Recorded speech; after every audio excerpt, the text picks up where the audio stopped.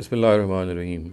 Islamic propagation is something which is incumbent upon every person regarding the capacity he finds himself in.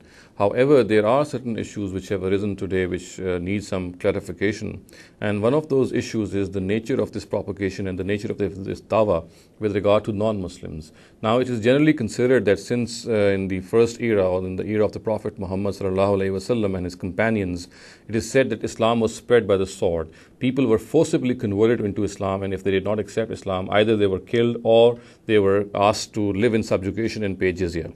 So therefore, today generally also the notion is that Muslims should, if they have done enough to communicate the truth, they can conquer non-Muslims and forcibly ask them to convert into Islam. And if they do not do so, they have to live in subjugation and pay jizya to the Muslim government. So therefore, on the basis of this, it is generally said and considered that one can force people to accept Islam, except of course on the condition I have just said, that if they want to remain on their own religion, then they must remain in subjugation to Islam. They cannot be of equal status to Muslim citizens.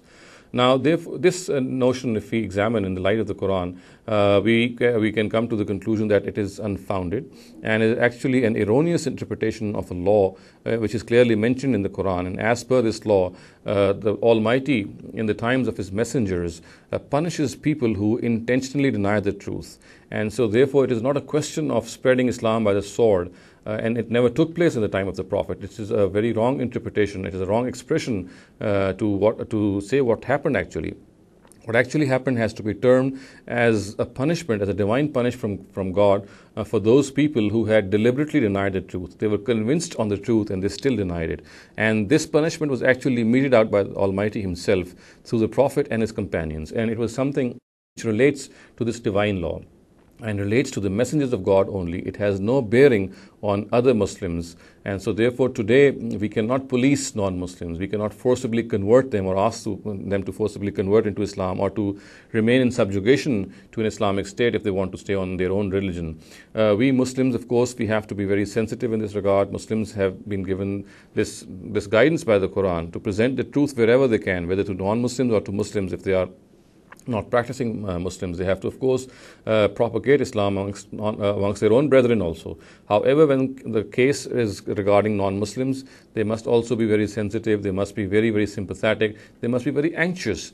They should be very, very anxious that these people accept the truth with these Muslims consider to be the truth. They want it to be presented to the non-Muslims also. So therefore, presenting the truth to the non-Muslims as much as is possible in our own environment is something which is very desirable.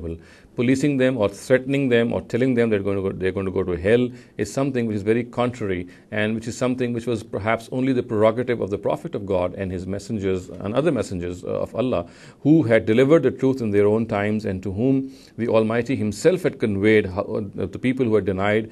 And these deniers were called kafirs, and upon them certain stern things were imposed upon. And so therefore, we have to realize that this especially relates and particularly relates to a special law which is mentioned in the Quran and which concerns only the immediate addressees of the Rasuls of God.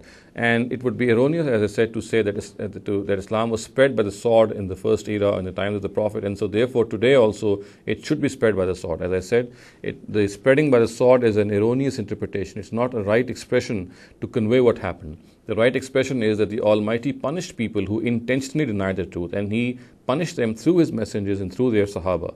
Today, of course, this intentional denial cannot be found out. This is something which relates to the heart, and only the Almighty can tell us. And of course, when He terminated the institution of wahi or revelation, this cannot take place anymore.